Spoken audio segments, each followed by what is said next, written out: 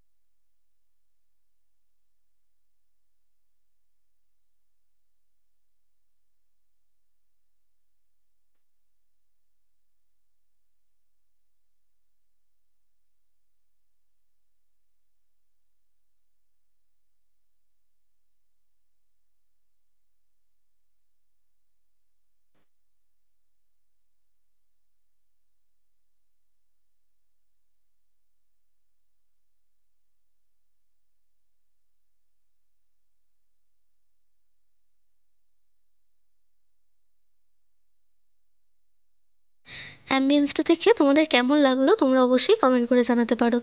এখানে এই রেস্টুরেন্টের মেনু লিস্টটা একটু দেখে দিচ্ছি আমি। তোমরা চাইলে ভিডিওটি পজ করে দেখে নিতে পারো অবশ্যই। আর তোমরা এই মানে আমি এইটা হচ্ছে কোনো প্রমোশন ভিডিও করছি না, তোমরা চাইলে দেখে আসতে পারো রেস্টুরেন্টটাতে। এখানে আমরা মোমো নিয়েছিলাম, আর মোমোর সাথে দেখো সস আর হচ্ছে স্যুপ দিয়েছিল। মোমোটা খুব ভালো ছিল, একটু অন্যরকম খেতে ছিল কিন্তু ভালো লেগেছে আমার খুবই।